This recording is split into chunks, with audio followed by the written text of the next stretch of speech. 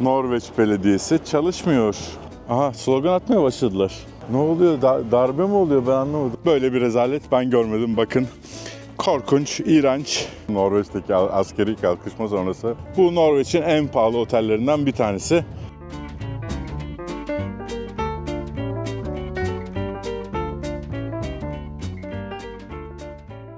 Arkadaşlar günaydın. Ya Allah, seslerle uyandım. Polis var burada, şak diye ceza yeriz. Teşekkürler Porsche. Oha, polis miydi o ya? Asker miydi? Hay. Ya bir bando, askeri bandoyla uyandım ama bando bitti. Ulan buraya girmek yasak değil mi acaba? Kalkışma oluyor arkadaşlar şu anda. Oha. Evet. Evet, şu anda bir Norveç'te darbe oluyor arkadaşlar. Dünyada en son darbe olacak ülke. Forsvaret diyor. Bu ordu için otobüs geliyor. Hello. Maşallah. Ne güzel hanımefendiler. Evet. Norveç ordusu Fatih Koparan farkıyla. Burası eski Norveç kalesi. Festning deniyor. Bandoyu ne yazık ki kaçırdık. Bu ne ya? Silahında şey vardı. Süngü vardı. Süngü mü kaldı ya? Başka ülkede böyle askerleri çekemezsiniz ha yakından. Bak, ailesi gelmiş kızın. Şey yapıyorlar.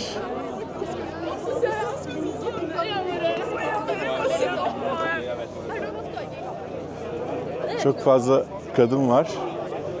Ne oluyor? Darbe mi oluyor? Ben anlamadım. Biliyorsunuz burs veriyoruz tüm gelirlerimizde ve Just English bana inanılmaz yardımcı oluyor. Just English dil okulları. Onların Türkiye'de onlarca okulu var ve Amerika'da New York ve Los Angeles'ta da dil okulları var. Dünyayı gezmek için dil öğrenmeye ihtiyacınız var. Dil öğrenmeden de gezebilirsiniz ama insanları anlamanız için dil öğrenmeniz gerekiyor. Onun için de İngilizce en önemlisi. Dil öğrenmek için de bana desteğini esirgemeyen Just English'in Amerika'daki ve Türkiye'deki dil okullarını tercih edebilirsiniz. Uçağım sadece ve sadece askerlerle doluydu. O çocukları gördüm şimdi. Bunun için geliyorlarmış. Artık bu neyse. Sormak da istemiyorum zaten. Arkadaşlar polise bakın. Norveç polisi.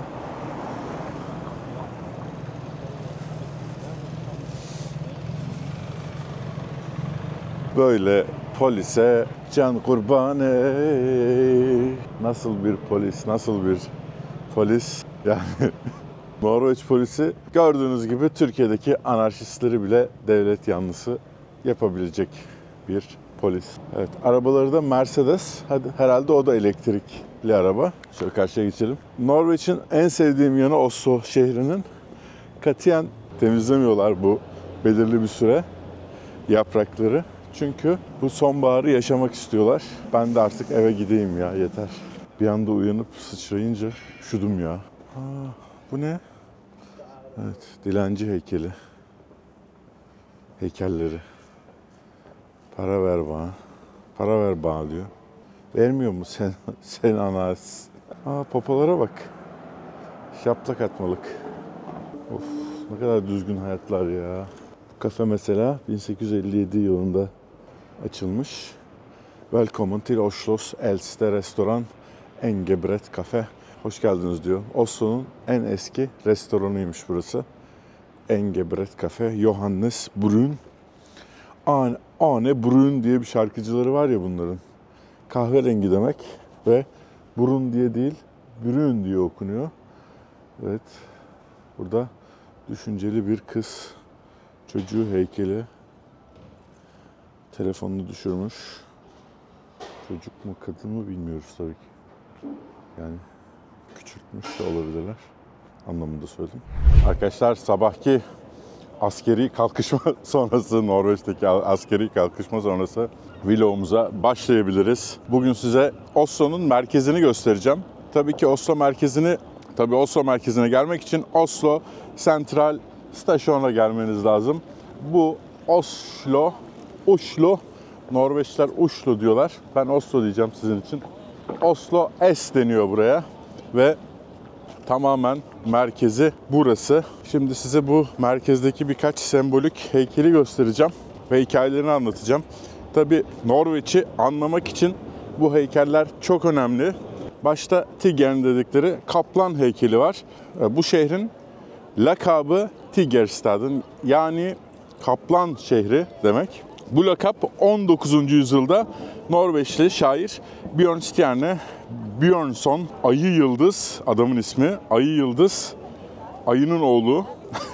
Çok ünlü bir şair bu. Onun şiirine dayanıyor. Burası, bu bölge özellikle hayat kadınlarının vesaire cirit attığı bayağı tehlikeli bir bölge o dönem. Björnson, yani Ayıoğlu, Oslo şehrini çok tehlikeli olarak tanımlıyor ve kaplana benzetiyor. Yavaş yavaş bu isim halk arasında da popüler hale geliyor. Heykel de Oslo'nun 1. yılı kutlamalarında bu meydana yerleştiriliyor. Şurada çok hoş bir heykel var. Bir anıt diyelim. Nazi svastikasını bir çekiçle eziyorlar. Bu çekiç Vikinglerin Torshammer deniyor. Thor'un çekici, yani Norveç halkını sembolize ediyor. Ezdikleri de Nazi svastikası. Bunu Nepal'de vesaire gezilerimde göstermiştim ben size. Aslında Hinduizm ve Budizm'de kullanılan, şans getirdiği düşünülen bir sembol. Evlerin kapısında da var ama Naziler Aryan ırkının Hindistan'a ve Everest'in zirvelerine dayandırdıkları için böyle bir sembolü tercih etmişler zamanında. Burada Til minne om Osvald Gruppes falne i Norges krig. 1945'te direnişçi Oswald grubunun ölen isimleri, direnerek ölenlerin isimleri burada yazıyor. 1945 yıllarında hayatını feda eden kişilerin isimleri. Yine Norveçliler. Açıklaması şu: "Det var verdt å kjempe for friheten, for alle land, for alle klasser, for alle mennesker" diyor Asbjørn Sunde. Özgürlük için savaşmak değerdi. Yani savaştığımıza değdi, değerdi. Tüm ülkeler, tüm sınıflar, tüm insanlar için diyor. Asbjørn Sunde isimli Oswald grubu liderlerinden Torshammer'ı da böylece görebilirsiniz. Çok şık, çok güzel bir heykel. Çünkü Viking halkını, Thor'u ve paramparça olmuş Nazizmi gösteriyor heykel. Şimdi buranın İstiklal Caddesi'ne giriyoruz. Burası çok önemli bir cadde. Norveç'in, Oslo'nun merkezi. Oslo'nun merkezi demek, Norveç'in de merkezi demek. Burası başkent çünkü. Eski ismiyle Kristiania. Neden öyle bir eski bir ismi olduğunu önceki bölümde anlattım. O şansımıza atlı polisler geçiyor. Hadi bakalım. Vallahi şanslıyız. Bu otobüsler, tramvaylar kullanılabilir. Muhtemelen kredi kartıyla da ödeyebiliyorsunuz. Bu ülkede bir şeyi peşin ödediğiniz zaman size acayip bakıyorlar arkadaşlar. Çünkü her şey kredi kartıyla. Her şey kredi kartıyla ödeniyor. Evet, atlı polisler. Hay. Çok güzel ya. Oha, ne kadar atların boyu benden daha yüksek ha neredeyse.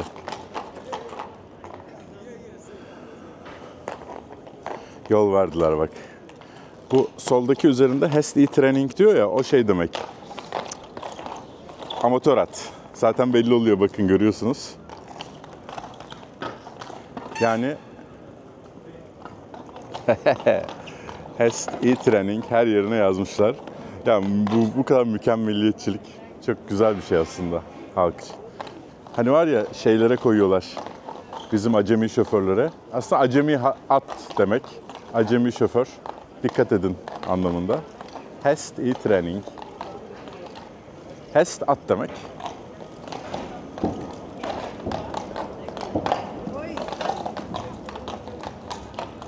Çok güzel at ama ya. Gördünüz mü? Öbür atlar ne kadar şeyli, uslu. Training olan bir türlü durulmuyor. Tabii çok zor. Yani bakın.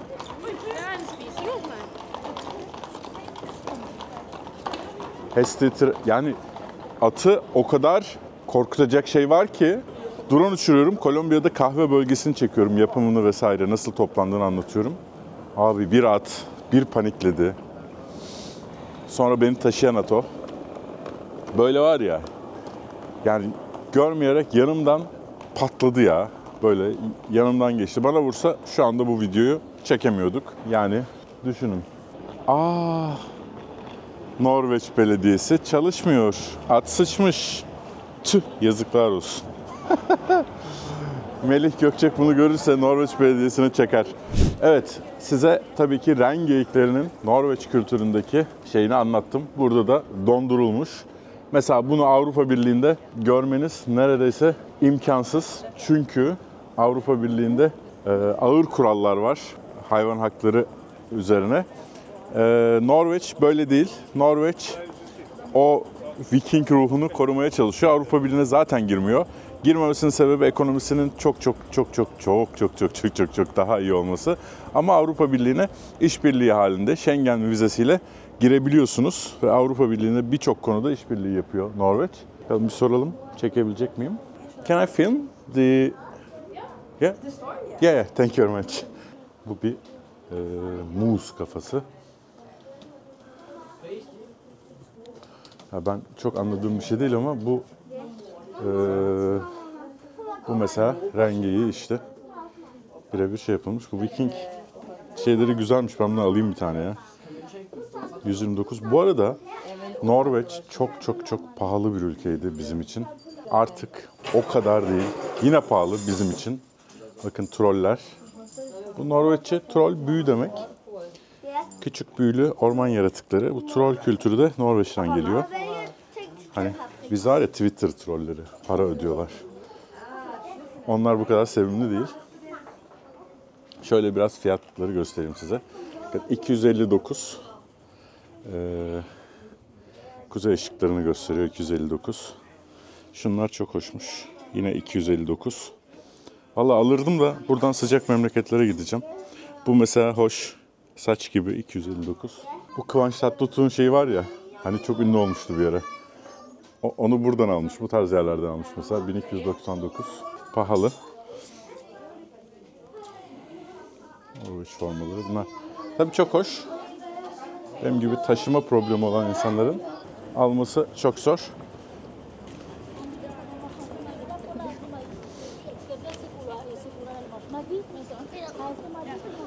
Çok fazla Rumen çingene var. Romanya'dan gelmiş. Burada dilencilik yapıyorlar. Sonra ülkelerine dönüyorlar deli gibi parayla. Bu bölgede özellikle görüyorsunuz. Çünkü Rumenlerin, Bulgarların da vizesiz seyahat etme hakkı var Norveç'e.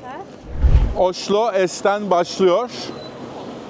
Ortada Norveç parlamentosu var. Ve Kraliyet Sarayı da bitiyor bu yol. Dümdüz gidiyor. Norveç kronunun parasından bahsediyorduk. Dünyanın en büyük ekonomilerinden bir tanesi Norveç. Hatta petrol fonlarının böyle izlendiği bir web sitesi var. Bunlar girip izliyorlar ne kadar artıyor diye. Devamlı artıyor. Ve bütçe fazlası veriyor bu ülke. Bütçe fazlası öyle böyle verilmiyor. İşte yeni doğmuş çocuklara maaş bağlıyorlar. Yani o bütçe fazlasını bir türlü bitiremiyorlar. Ortaokul öğrencileri, lise öğrencilerine maaş bağlıyorlar. Bağlıyorlar. Evet. Live mi çekiyor? Yok hayır. Live değil. Merhaba. Live mi çekiyorum diyor. Belki ileride live yaparız. Burası Oslo Domkirke. Merkez kilisesi, merkez camii diyecektim ya. Merkez kilisesi. Oslo Domkirke. Bakın yine bir troll. Adam satıyor. Hayır. Burası çiçekçiler bölgesi. Böyle 3 horoz heykeli var. Domkirke'yi. Şirke. Hi. YouTube. Ja. Var gjør dere her? Hvilken kanal var det? Türkiye. Tyrkia? Fra Tyrkia. Ja. Bor du i Norge nå? Var det? Vi holder på med flyktninghjelp. Du kan hjelpe oss. Ja. Ja, du kan Ja. få sånn i dag hjelpe folk på flyktninghjelpen. Ja, folk hjelper deg? Nei, vi har sånne donasjoner da. Ok. Så folk kommer og donerer penger til flyktninghjelpen, så hjelper vi flyktninger rundt omkring i verden. Ok, så du venter her, og folk gir deg penger? Ja. Ja, eller bli med på et medlemskap på nettet. Ok, ja. Og det Ikke kan du kontantpenger, men Nei, ikke kontant. Ja. månedlig. ja, Månedlig. månedlig. Ja, ja. 325 kroner. 11 kroner om dagen, så kan du hjelpe Hva? familien. Du kan bli med i dag. Jeg kan ikke. Jeg er ikke så rik. Det er bra. Hvor kommer dere fra? Jeg er fra Brasil. Ah, Brasil? Du? Ja, for det meste norsk. Hva? For det meste norsk. Å, jeg er norsk. Ja, ja. Det er Så bra. kjedelig. Jeg har vært i Brasil. Har vært i Mange Brasil? ganger. Alle, hvor i Brasil? Sao Paulo, Rio, alt. Alt mulig. Hyggelig å møte dere. I like måte. Ja, jeg kan kanskje, kanskje noen Ja, som gå ser. Ja. Gå inn på nettsiden Ta NRC. vare. Hyggelig å møte Ha det dere. bra. Ha det bra. Norveç'e gelen mültecilere yardım topluyorlar. Tabii elleriyle şey yapmıyorlar, almıyorlar parayı. Bu mesela Norveç balığı. Benim Norveçli arkadaşlarla inanılmaz bir kavgam vardır. Balın beyaz olduğunu iddia eder Norveçliler. Çünkü hep donuk halde olduğu için mi bilmiyorum ama ben onlara sarı bizim o bal rengini gösterdiğimde çok şaşırıyorlardı. Bu orijinal bal olamaz diyorlardı. Yani zaten bizde orijinal balı bulmak zor da onların bahsettiği daha çok rengi. Evet, siz hiç beyaz bal gördünüz mü Türkiye'de? Ben görmedim. Bal uzmanı da değilim ama donmuş, devamlı hep donmuş halde olduğundan mı acaba böyle düşünüyorlar bilmiyorum. Şurada mesela El Shop diye bir dükkan var bakın. Burası El Shop. Normalde internet üzerinden satın alınıyor. Elektronik eşyalar. Bakın 30 avokadolu şeyle kahve 59. Burada güzel bir restoran var. Şahane. Dünya pahalanırken Norveç ucuzlamış. O aradaki dev fark kapanmaya başlamış. Japonya'da da böyle oldu. Yani Norveç ve Japonya dünyanın en pahalı iki ülkesiydi. Artık öyle değil. Mesela Karadağ buradan daha pahalı yani. Hani benim Karadağ nefretim var ama gerçekten öyle. Yani Arnavutluğu mesela güneyi 8 euroya bira içiyorsunuz. Ve burada da 8 euro artık mesela.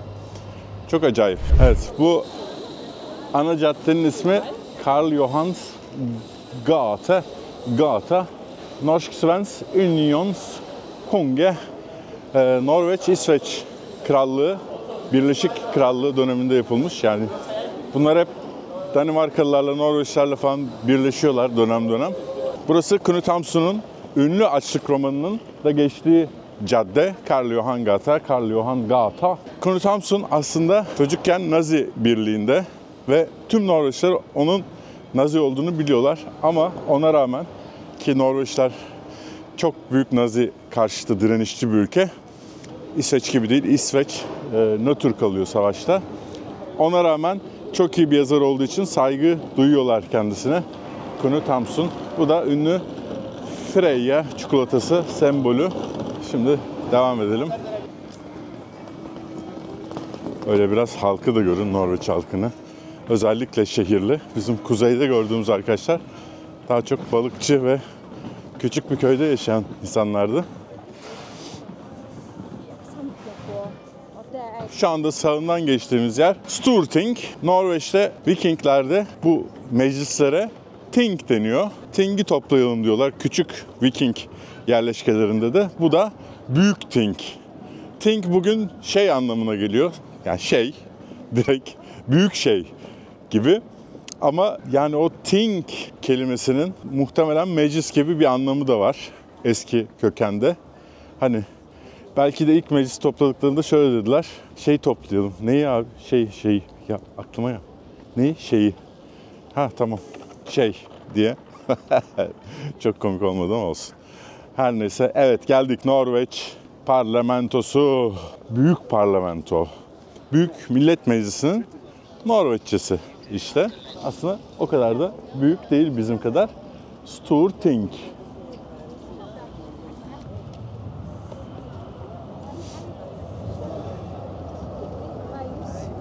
Hva betyr tvangsreturner? Så du ønsker ikke dem å gå tilbake? De tilbake Ja. til Etiopia. Etiopia? Ja. Ja, det er folkene der, så der de norske ringavtaler med han, og så de deporter. Folkene bor her lenge, 20 år, 22 år, og noen har barn. Og så barna er her. De deporter pappa og mamma uten barna, uten familie. Okay. Så bare hyggelig. Ben kısaca bir özet geçeyim. Burada çok fazla Etiyopyalı var. Norveç hükümeti Etiyopya'nın diktatörüyle anlaştı diyor. İsmini de söyledi, ben bilmiyorum. Ve burada 20 yıldır yaşayan Etiyopyalıları geri yollamaya başladı diyor anlaşmaya göre. Çocukları var burada diyor. Ona rağmen babalarını çocukları yollamıyorlar tabii. Burada doğmuş çünkü. Ama babalarını, annelerini geri yolluyorlar diyor. Geri dönüşümü lütfen durdurun diyor. Biz Storting'den devam edelim. Bu büyük meclis. Peki ne yapıyorlar bu büyük mecliste? Dediğim gibi inanılmaz bir bütçe fazlası var bu meclisin. Mesela birkaç sene önce tartışıyorlardı. Neden Norveç'teki heykellerin işte büyük kısmı erkek heykel? Neden kadın heykellerimiz o kadar çok yok? İşte %50-50 olması gerekiyor diye mesela tartışıyorlardı. İşte çocuklara bütçe fazlasını ne yapalım? Hatta bu bütçe tartışmaları, 2025 bütçe tartışmaları günlerce televizyonda gösteriliyor arkadaşlar. Tabii ki en büyük problemlerden bir tanesi sığınmacı, göçmen problemi. Onu da burada görüyorsunuz, protesto yapıyorlar. Burada her türlü protesto hakkı serbest. Arkamda gördüğünüz Grand Hotel. Grand Hotel. Bunlar D'yi okumuyorlar arkadaşlar sonda. Grand Hotel. O'yu da U diye okurlar. Bu Norveç'in en pahalı otellerinden bir tanesi. Sebebi de zaten parlamentoya bakıyor olması. Burada sol tandanslı teyzemler de desteğe gelmişler. Barnet, Beste First. İlk olarak çocukların iyiliği gelir tarzı bir... Aha, slogan atmaya başladılar. Tabii Norveç'te anarşizm kolay. Gelin Türkiye'de yapın bakalım. Norveç'te sonbahar muhteşem. Ve bugün çok çok güzel bir gün ya. O kadar güzel ki. Hayır. Ya bir para istemeyin ya bir kere de. Bu boklar arkadaşlar atların boku, horse shit. O polislerin burada Özgür Filistin standı var. Lübnan bayrakları var. Kefiyeler, kefiye mi deniyordu? Kefiyeler satılıyor.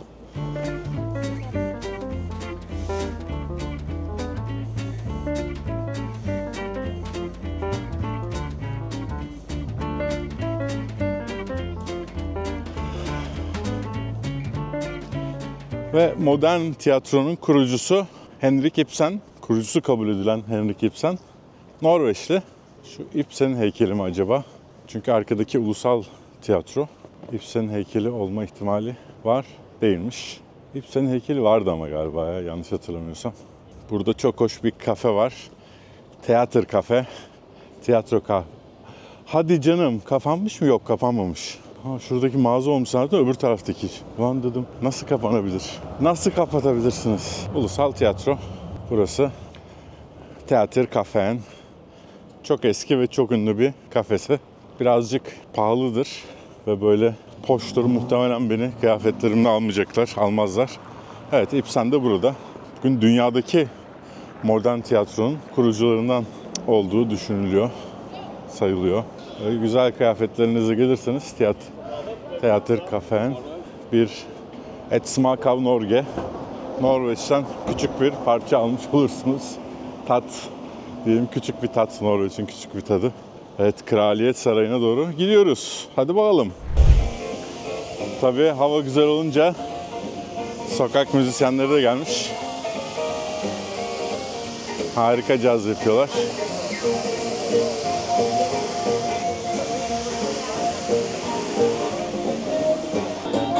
Çok iyi ya.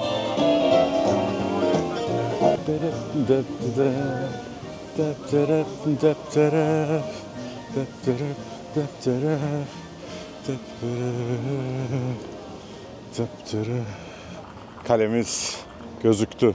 Norveç parlamenter monarşi şeklinde yönetiliyor ve kralları hala başta. Tabii çok yaşlandı. oğlu geçecek muhtemelen yakında başa. Norveç halkı krallarını çok seviyor. Ya monarşinin bu kadar popüler olduğu nadir ülkelerden. Çünkü kraliyet ailesi 2. Dünya Savaşı boyunca inanılmaz destek vermiş. Bu da askerlerin görev değişimi herhalde. Kraliyet ailesi 2. Dünya Savaşı'nda inanılmaz destek veriyor Norveç halkına. Hatta bir fotoğrafı var, işte tramvaya biniyor kral Norveç halkıyla beraber. Yani o fakirliği yaşıyor. Cidden fakir, petrol bulunmadan önce.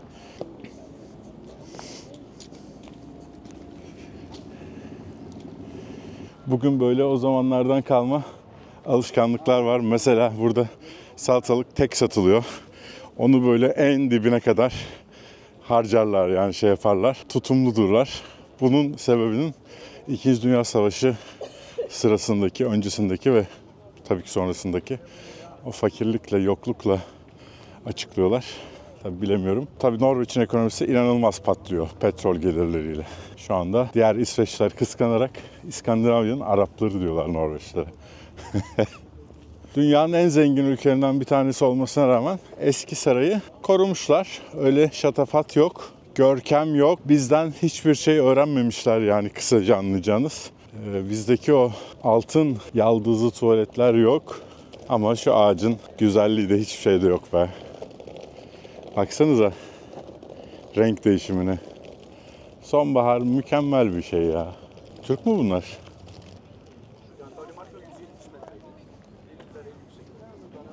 İlk defa ben Norveç'te Türk şeyi gördüm. Seyahat grubu. İnanılmaz. Güzel. Ülkemizin gezmesi güzel, ülkemiz insanlarının. Umarım herkes bir Alman gibi, Finlandiyalı gibi gezebilir. Bir gün o zenginliğe ulaşırız. Şu ağaca bayıldım ya. Tam bir doğanın sanat eseri değil mi? Muhteşem. Ve o düz, altın kaplamaları olmayan, bizim siyasetçilerin beğenmeyeceği, burun kıvıracağı sarayımız. Böyle saray mı olur? Böyle saray mı olur? IKEA sarayı mı bu kardeşim ya? Sanki IKEA'da monte edilmiş gibi. Yazıklar olsun. Yazıklar olsun. Yazıklar olsun. Folkets kärlighet. Min belonning. Halkın sevgilisi diyor. Folkets kärlighet. Şare sevgili demek. Kärlighet aşkı, halkın aşkı gibi. Evet, zaten yerleri de görüyorsunuz. Bakın, mermer değil. Hiç dümdüz. Yani yakışıyor mu Sayın Kral? Yakışıyor mu Sayın Kral? Türkiye ne kadar ileride görüyorsunuz. Türkiye'de herhangi bir belediyenin, bakın herhangi bir belediyenin böyle giriş olsun. O belediye başkanı adım atmaz. Tükürür o şeye. Böyle rezillik olur mu? Siz kimsiniz? Belediye başkanının yardımcısı da tükürür. Onun yardımcısının kapısını açan bile tükürür arkadaşlar. Böyle bir rezalet ben görmedim. Bakın, korkunç, iğrenç. Bu ne böyle? Sanki kırık dökük ama kralı bu şekilde ağırlıyorlar. Yazıklar olsun. Ben ne diyeyim? Şu anda bunu izleyen belediye başkanının yardımcısının kapısını açan adam, adamın elleri titriyor. O kadar yani, düşünün. Gerçekten büyük bir rezalet. Melih Gökçek şu anda beni izliyorsan, Melih Gökçek beni anlıyordur arkadaşlar. Muhteşem bir insan kendisi. Gerçekten muhteşem, ötesi bir jelibon sever kendisi. Evet. Bu rezaletten sonra ben Norveç'i terk ediyorum. Elveda. Elveda. Kraliyet Sarayı'nda bitiyor. Oslo S Sentral Stasyon'da başlıyor. Karl Johan Caddesi boyunca yürürseniz çok güzel mağazalar, kafeler, restoranlar göreceksiniz. Norveç bayrakları. Finlandiya herhalde ziyareti var. Finlandiya bayrakları asılmış. Muhtemelen Finlandiyalı önemli birisi gidiyor buraya. Bu benim yürümeyi çok sevdiğim bir cadde. Kraliyet Sarayı'nın bitişinde de güzel bir park var. Orada da piknik vesaire yapabilirsiniz. Bizim Türkler yine askerleri çekiyorlar. Merhaba, Türk müsünüz? Evet, Türk'üm. Nasılsınız? Geziyorsunuz maşallah. Turla geldik. Harika, çok güzel. Neresinden Türkiye'nin? İstanbul. İstanbul'dan. Burada mı yaşıyorsunuz? Yok, ben YouTube çekiyorum. Görüşürüz. Kendinize iyi bakın. Görüşürüz. Evet, Finlandiya devlet başkanı geliyormuş. Koruma ordusu Finlandiya Cumhurbaşkanı'nı karşılamaya gidiyor. 1, 2, 3. Yazıklar olsun be. Şurada 450 tane cip, 888 tane koruma, 83.000 tane de adam olmaz mıydı? Olmuyor işte. Bu yazılar Henrik Ibsen'e ait sözler. Birçoğu Ulusal Tiyatro'nun yanından geçtiğiniz için de Henrik Ibsen'in sözlerinin önünden geçiyorsunuz ama normalde bu çiçekler yoktu. Çiçekler kapatmış şeyleri muhtemelen. Ben kışın olduğum için kışın kaldırıyorlar muhtemelen çünkü kışın burada zor çiçek yaşaması.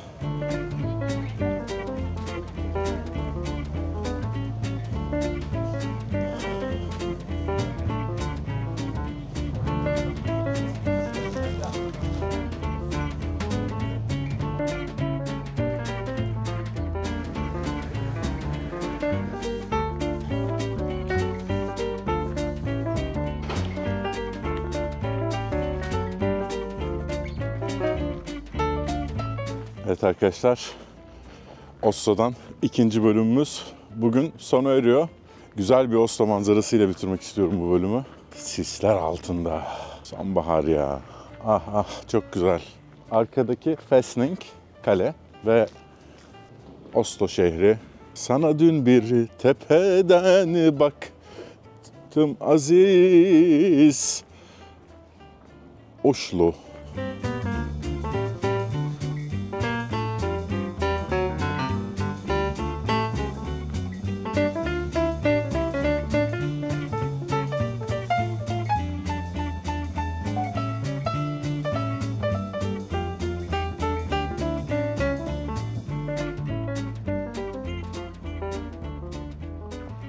Kapıdan geçerseniz şanssızlık getiriyormuş arkadaşlar. Ve boyunuz 5 santimetre kısalıyormuş. Onun için geçiyoruz.